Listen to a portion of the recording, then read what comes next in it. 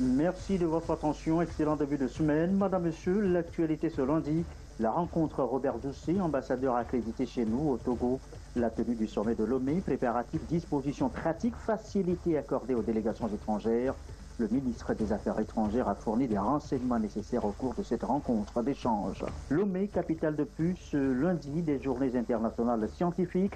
Au cœur du débat, une question d'actualité là aussi, les changements climatiques. Comment réorienter la recherche pour qu'elle soit une solution au phénomène? Eh bien, la préoccupation est partagée par les chercheurs venus de 15 pays de la CEDEAO. Enfin, l'unité allemande célébrait ce 3 octobre la chute du mur de Berlin, symbole de la fin de la guerre froide en Europe. L'histoire revisitée dans les jardins de l'ambassade d'Allemagne au Togo. Voilà, madame, monsieur, le sommaire. Bienvenue. Voici le journal. Bonsoir à tous. Le président Faure Gnassingbé est attendu à Addis Abeba pour une visite d'État de 3 jours. Une première visite de cette nature du chef de l'État dans ce pays depuis la signature de l'accord bilatéral de coopération le 1er février 2011. À l'agenda de cette visite d'État, la signature d'accords bilatéraux, des visites de sites industriels et l'inauguration officielle d'une ligne ferroviaire régionale. Nous reviendrons sur le sujet en images avec notre envoyé spécial à Addis Abeba dès que possible. L'actualité ce soir, cette réunion d'information cet après-midi au ministère des Affaires étrangères. Le ministre Robert Doucet a rencontré les ambassadeurs accrédités au Togo. Le sommet sur la sécurité maritime, les préparatifs, les dispositions pratiques, les facilités que le gouvernement togolais offre aux délégations étrangères. Tous les renseignements nécessaires ont été apportés sur le sujet. Nous reviendrons justement là-dessus tout à l'heure dans le courant de cette édition. Voilà qui nous amène tout de même à évoquer un autre sujet d'actualité en rapport avec le développement, la mer, l'environnement, le changement climatique. Comment orienter ou réorienter aujourd'hui les recherches scientifiques pour qu'elles deviennent une sorte de panacée au phénomène? Eh bien, des chercheurs d'universités de 15 pays de la CEDEAO se posent la question à Lomé depuis ce matin aux 17e journée internationale scientifique. Serge Chastom, Antoine Doumavovo. Les modifications de température que subit l'environnement sont la cause du réchauffement climatique dont souffre le monde entier.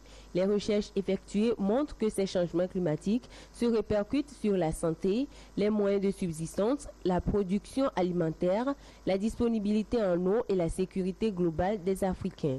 Lors de la conférence de Paris sur le climat COP21, les États se sont engagés à réduire les effets de gaz à 2 degrés Celsius. Il est alors urgent de se mobiliser pour gagner ce pari à l'horizon 2020. Pour cette cause, les experts des universités des pays de la CEDEAO se sont mobilisés à travers cette 17e journée scientifique. Il s'agira de voir en quoi les recherches scientifiques peuvent contribuer à réduire les effets des changements climatiques. Au niveau de l'agriculture, est-ce qu'on peut se limiter seulement aujourd'hui à la saison pluvieuse pour faire l'agriculture? Non. Il faut donc mobiliser l'eau. Mobiliser l'eau suppose qu'il faut aller la chercher là où elle est, au sous-sol, sur les nappes phréatiques, et surtout évaluer sa quantité. Et ça, je pense que les chercheurs scientifiques que nous sommes, nous pouvons le faire. Au niveau des cultures, on peut aussi faire de la recherche pour obtenir des plantes à cycle court. Il va y avoir d'autres opportunités et encourager les hommes de la recherche, les enseignants-chercheurs à vraiment prendre ces opportunités, notamment en termes de qualité. Comment faire pour que les conséquences des changements climatiques n'entravent la réalisation des objectifs du développement durable? Cette question oblige les pays africains à concevoir des politiques et stratégies idoines qui répondent au mieux aux défis liés au changement climatique. À cet effet, la recherche scientifique doit, mesdames et messieurs, jouer un rôle majeur en associant sciences de l'environnement et sciences de la société dans une démarche résolument interdisciplinaire en vue de fournir aux décideurs et à tous les acteurs du développement un socle de connaissances leur permettant de comprendre et d'anticiper les impacts des changements climatiques. Cette rencontre permettra à ces experts de proposer des solutions innovantes permettant aux populations de s'adapter à ces modifications environnementales. Et nous vous l'annoncions tout à l'heure, tout au début de cette édition, le ministre Robert Dussi a rencontré, disions-nous, les ambassadeurs accrédités au Togo. Le sommet sur la sécurité maritime, les préparatifs, les dispositions pratiques, les facilités que le gouvernement togolais offre aux délégations étrangères, tous les renseignements possibles ont été apportés sur le sujet à ces ambassadeurs. Chassim Nabaga pour le compte-rendu. C'est autant mobilisé pour protéger ces eaux. Les 54 pays du continent se donnent rendez-vous le 15 octobre pour discuter de la problématique de la sécurité, de la sûreté maritime et le développement en Afrique. L'enjeu majeur de ce sommet est l'adoption et la signature de la charte de Lomé qui se veut contraignant pour lutter efficacement contre la piraterie maritime, la pêche illicite non déclarée et non réglementée dite pêche INN, les trafics de tout genre et la pollution marine. L'autre défi est de faire de l'économie bleue un levier de développement du continent.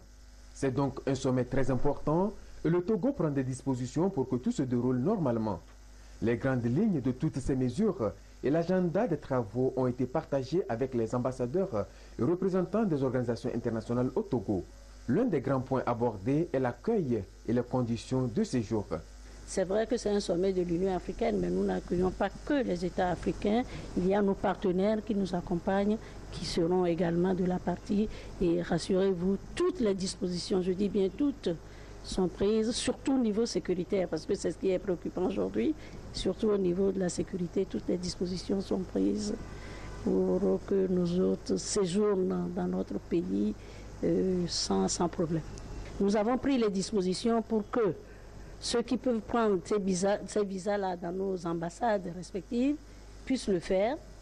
Mais ceux dans les pays où nous n'avons pas de représentation diplomatique, nous leur avons adressé des courriers qui doivent leur permettre de prendre leur vol. Et ces visas seront délivrés à l'aéroport à leur arrivée à Lomé. En marge du sommet des chefs d'État et de gouvernement, des side events ou activités parallèles sont prévues pour mobiliser autant que possible tous les partenaires autour de l'événement. Nous avons pensé donc canaliser la partie qui ne peut pas aller en salle avec l'Union africaine à ces side events. Alors nous proposons deux sortes d'activités fondamentalement. Ce que nous avons appelé le village des partenaires, où nous aurons des exposants qui prendront des stands et vont nous opposer les technologies en la matière, les technologies pour justement assurer la sécurité maritime. Donc ils vont nous présenter leurs trouvailles en la matière. La deuxième activité prévue à cet effet, ce sont des conférences que nous allons organiser en atelier. Des panels de discussion qui vont revenir sur les thèmes retenus pour le sommet lui-même. Les conclusions et recommandations des différents panels seront versées au document final du sommet, a indiqué le ministre des Affaires étrangères. Le professeur Robert Dussi a remercié les partenaires pour leur soutien multiforme à l'organisation et à la réussite du sommet de Lomé sur la sécurité, la sûreté maritime et le développement en Afrique. L'enseignement technique maintenant, ici comme ailleurs, la rentrée scolaire, eh bien c'est le 17 octobre prochain. Comment cette rentrée se prépare dans le secteur? Les acteurs jettent un regard rétrospectif sur l'année écoulée. C'est au bout de l'ancienne corde qu'on tisse la nouvelle, dit-on. Léné Koussaou de Douaré avec Charlotte Onsimi. Dans 2 semaines, les élèves et enseignants reprendront les chemins de classe pour le compte de la rentrée scolaire 2016-2017. Au niveau de l'enseignement technique et professionnel, les principaux acteurs s'activent déjà pour la redynamisation du secteur. Ensemble avec leur ministre de tutelle, ils vont passer au peigne fin les problèmes rencontrés au cours de l'année écoulée, explorer des pistes de solutions et planifier des actions à mener pour une formation technique efficace et efficiente. Nous nous rencontrons pour nous préparer à cette rentrée qui s'annonce, et cette préparation concerne tous les domaines de la gestion de ce secteur. Nous allons revisiter tous les principes sur lesquels se fonde notre travail de chaque jour. Et il s'agit de la gestion pédagogique, de la gestion administrative, de l'encadrement des enseignants, par les inspecteurs et de tous les sujets qui peuvent nous permettre d'aborder l'année scolaire dans la sérénité. Notre objectif final, c'est d'offrir aux élèves qui nous sont confiés les meilleures conditions de travail de façon à les préparer pour leur réussite aux différents examens. Le pilotage pédagogique des inspections, la gestion administrative et financière des établissements et centres de formation, l'organisation des compositions régionales et examens de fin d'année sont entre autres les sujets qui seront débattus. Le ministre entend aussi mettre en place les outils nécessaires pour faire face aux différentes mutations technologiques survenues ces dernières années. Et sans nul doute qu'ils seront nombreux, les nouveaux bacheliers, à embrasser les filières techniques en quête de compétences plus tard sur le marché de l'emploi. Idem pour les autres secteurs de l'enseignement d'ailleurs. Une question tout de même, ce soir, elle revient de façon insistante.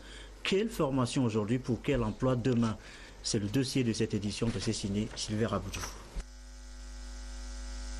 Assurer une main-d'œuvre compétente, apte à répondre aux besoins du marché du travail, reste l'un des grands défis à relever par le Togo pour une adéquation formation-emploi. La démarche est amorcée depuis quelques années déjà, mais beaucoup d'obstacles restent à franchir pour renforcer la gouvernance de l'enseignement supérieur au sein du système éducatif.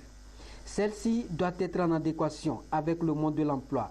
Il s'agit alors de revoir l'offre de formation et la compétence réelle dont le marché a besoin et pour lequel les étudiants sont formés. Beaucoup de gens font des formations dont on n'a pas besoin du tout. Et les parents et nous-mêmes, nous courons derrière les annonces à la rentrée pour telle filière, sans nous poser la question ce que ça va donner. Et puis au bout de 2 ans, avec beaucoup d'investissements, on découvre qu'on doit chômer pour 36 mois à 7 ans. Il s'agit maintenant de parler de compétences et de métiers. Quels sont les métiers qui vont être adossés au secteur porteur annoncé par le gouvernement, ce qui soutient la diversification de l'économie? Et quelles sont les compétences exigées par ces métiers? Une fois que nous sommes capables aujourd'hui de décliner cela, l'offre de formation, les universités, la formation professionnelle, l'enseignement primaire et secondaire doivent être capables de former des gens pour pouvoir développer des compétences de base et des compétences capables d'intéresser le marché du travail. Les universités publiques et privées sont mises à contribution pour faire de cette problématique une réalité afin que l'enseignement soit désormais un vécu professionnel au Togo. Ce que nous faisons aujourd'hui à l'université, c'est une certaine professionnalisation. C'est illustrer l'enseignement par un vécu professionnel. Quitte à ce que la personne soit capable de s'adapter à sa réalité professionnelle quand il sera sur le terrain. C'est ça. Alors, les formations professionnelles, on va continuer à les créer aux besoins, n'est-ce pas, du marché.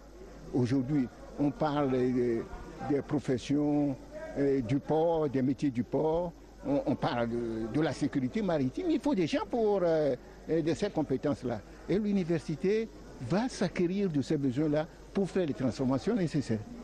La restructuration des offres de formation est donc un enjeu et un challenge qui justement va permettre de réduire le taux de chômage de 30% à 4% à l'horizon 2025. La stratégie actuelle est d'orienter les étudiants vers des formations en lien avec des métiers porteurs. Quand vous dites que vous allez faire l'industrie de services de conteneurs, il faut connaître les métiers qui soutiennent cela. Une fois que vous avez connu les métiers, quelles sont les compétences qu'on exige et qui sont du niveau supérieur pour certains métiers, du niveau secondaire ou technique pour d'autres. Et puis après, quelle est l'ingénierie de formation? Nous avons aujourd'hui un système de formation, de diplômes de filières qui sont aux antipodes des besoins. On ne va pas jeter la pierre à nos collègues du secteur public et privé qui font des offres de formation complètement alambiquées. Donc nous devons, autorités, les aider à revoir. Ils sont disponibles pour corriger le tir et qu'on ait des formations qui s'adaptent. Après, on mesure, on corrige. Pour gagner ce pari, des dispositions sont prises par le gouvernement et les acteurs impliqués. Au niveau de l'ANPE, diverses agences sont installées pour accompagner les étudiants dans leur orientation pour une formation de qualité adaptée aux besoins du travail. L'emploi, justement, fortement soutenu par le FAEJ, le Fonds d'appui aux initiatives économiques des jeunes. Illustration avec cette formation pour une vingtaine de jeunes à Niamtougou. 2 mois de séance pour les entreprises agricoles. Les précisions, Nestor Moujou, notre bureau à Kara. Opérationnel depuis 2013, le FAEJ s'est assigné comme objectif de promouvoir l'entrepreneuriat des jeunes dans une dynamique d'insertion socio-économique. Le Fonds d'appui aux initiatives économiques des jeunes accompagne techniquement et financièrement les porteurs de projets d'entreprise. À ce titre, 21 jeunes de la région de la Kara ont vu leurs capacités renforcées au Centre international de développement agropastoral SIDAP de Baga à Niamtougou. Nous mettons l'accent sur le faire, c'est-à-dire à travers la formation, le jeune apprend les notions techniques et en même temps comment les appliquer dans la réalité et en tenant compte de son milieu de provenance. Nous sommes basés sur 3 types de modules. Le module production végétale, module production animale et module transformation des produits agricoles. La formation a commencé le 18 juillet pour finir le 30 septembre. Les 2 mois et demi ont été très fructueux pour les participants. J'étais venu avec une idée d'élevage de porc. Mais je vois que jusqu'à la fin de la formation, j'ai appris beaucoup de choses, surtout dans l'élevage en général et dans la production végétale qui n'était même pas de ma spéculation. Quand je prends par exemple la production végétale et la production animale, les deux n'avaient pas la qualité, la technique de produire ça. Mais ici, en venant ici, avec la pratique que nous avons eu le terrain, c'est déjà un atout pour nous. Donc c'est à travers cette technique que nous avons acquise ici, c'est un plus et un ouf de soulagement surtout pour nous jeunes entrepreneurs que nous sommes. À la suite de la formation, les participants ont été amenés à élaborer chacun un plan d'affaires. Pour faciliter l'accès au financement des projets, il faut un document que nous appelons le plan d'affaires qui décrit un peu comment sera réalisé le projet et c'est ce document qui sert de négociation pour le financement. Donc je peux vous dire que la rédaction de ce document n'est pas chose aisée. Les jeunes ont maîtrisé suffisamment le processus technique et ça les a permis de sortir un document plus fiable, basé sur des expériences qu'ils ont vécues sur place avec des coûts raisonnés. 21 jeunes ont suivi la formation, mais tous n'ont pas eu droit aux attestations. Seuls les méritants ont obtenu ce document pour faire valoir ce que de droit. Et sachez également dans l'actualité que les députés togolais se réunissent demain pour la 2e session ordinaire de l'année qui s'ouvre donc demain mardi, ce conformément à l'article 55 de la Constitution. Réunion donc à 9h au Palais des Congrès de l'Assemblée nationale, ainsi que le stipule ce communiqué du président de l'Assemblée nationale. Il est 20h20. Autre sujet évoqué ce soir, la sécurité alimentaire. La CEDEAO entend constituer une réserve régionale. Il arrive que des pays de la sous-région connaissent des sécheresses, que la production nationale soit en baisse ou qu'il y ait des pénuries. Alors la réserve régionale peut servir. Où en est donc-on dans la réalisation, la mise en œuvre de ce projet? L'état d'avancement est fait depuis ce matin à Lomé. Marceline Chakpala, Christine Pétcheki-Aloudé. La région ouest africaine, notamment la partie sahélienne, connaît des crises alimentaires répétées.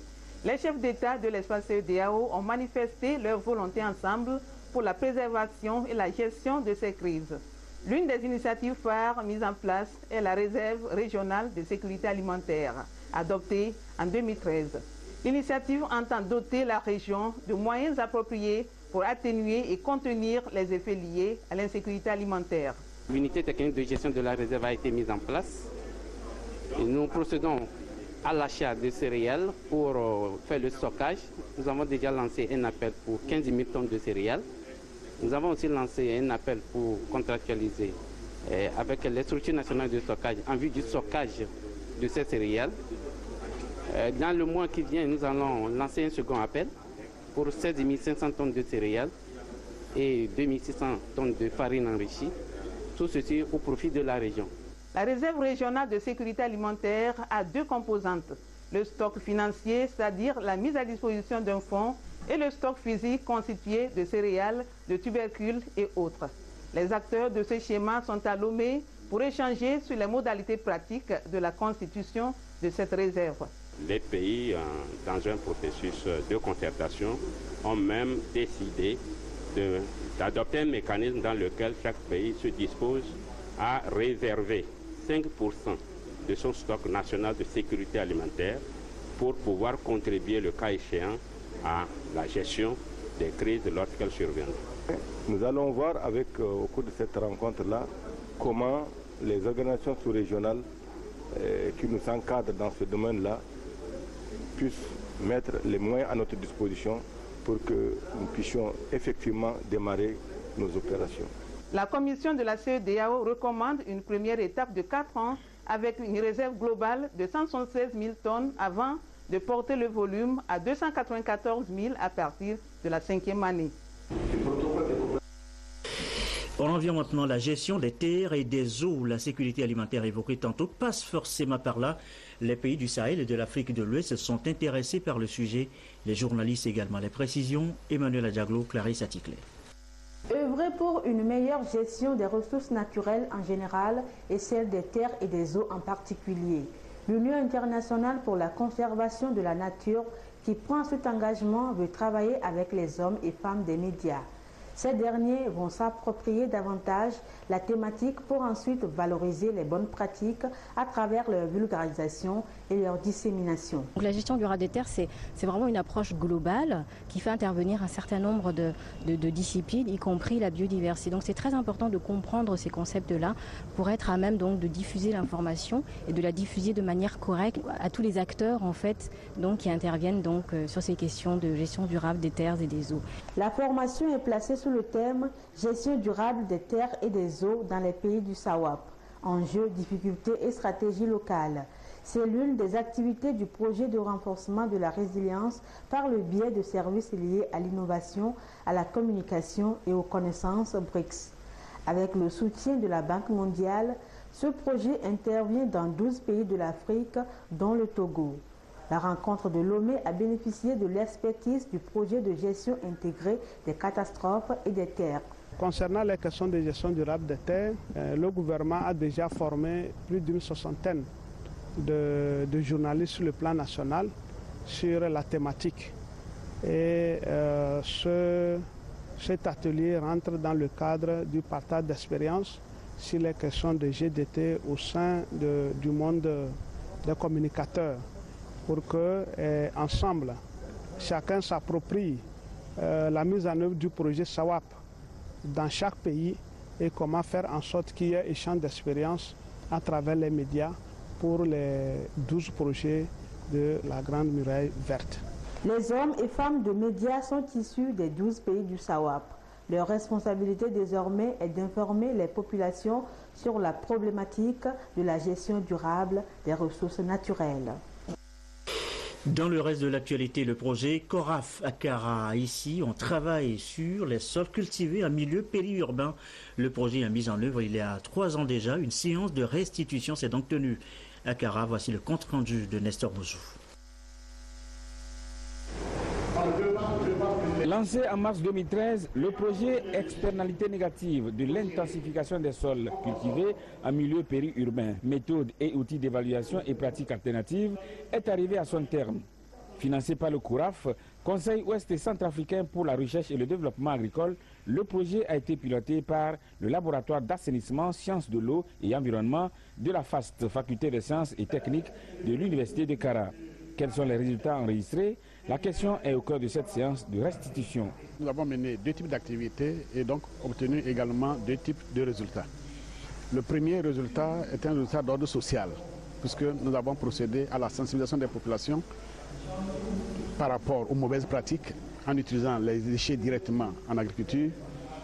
Nous avons formé ces populations, il y a des groupements d'ONG, des groupements d'agriculteurs et de maraîchers que nous avons formés aux bonnes pratiques que nous appelons des pratiques alternatives pour remplacer les pratiques à risque.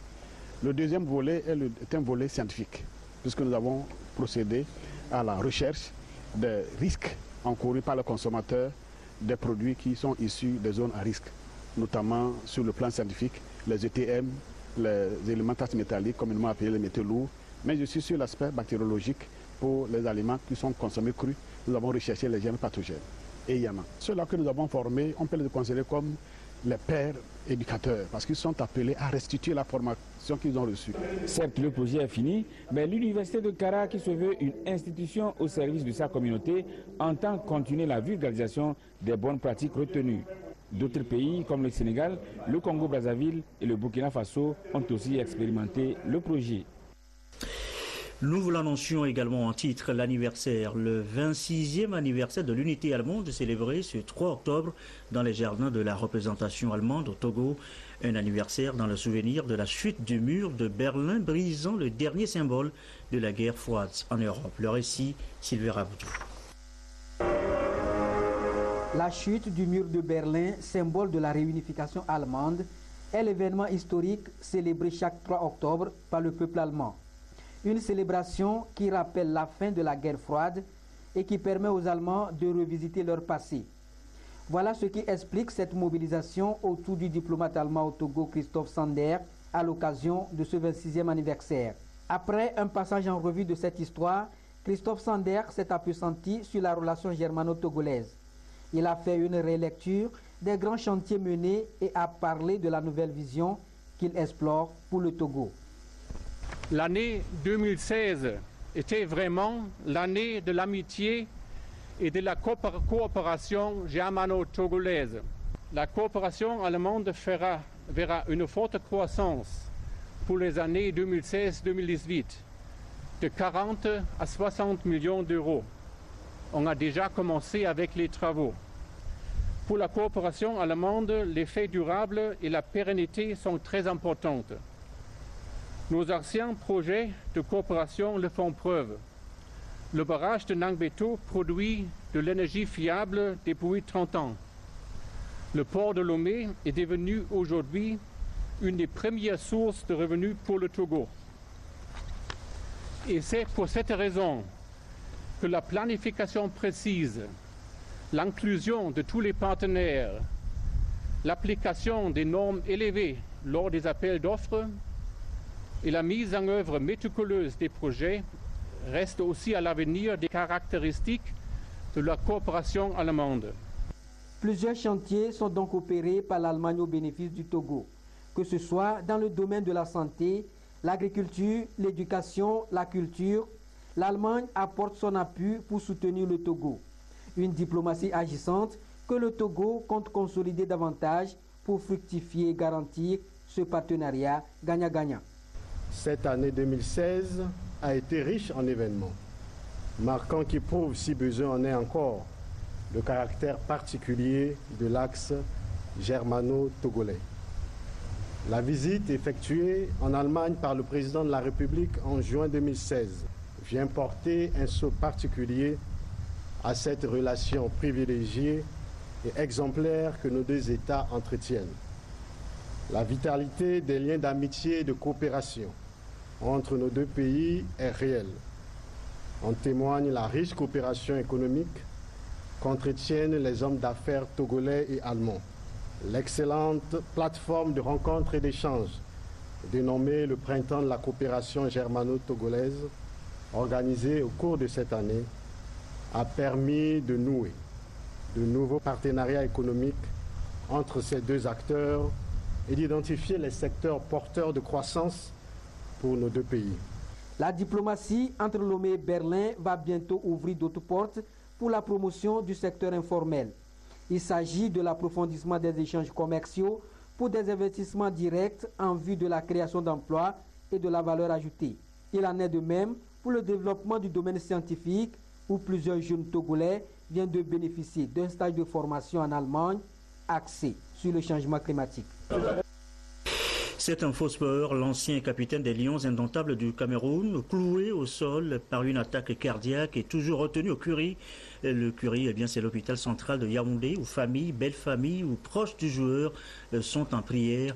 De folles rumeurs donnent déjà mort Rigobert Song. Il n'en est rien. L'état de santé de l'emblématique capitaine reste pour le moment stable en dépit de la gravité de l'attaque, sauf contre-temps, l'avion qui doit l'évacuer vers la France et qui subit actuellement des contrôles de routine va quitter le Cameroun demain matin. C'est déjà le cas à Lomé. Kara Dapan prennent le relais. L'union de prière à la veille pour le succès du sommet sur la sécurité maritime se poursuit à l'intérieur. Nestor Moussou.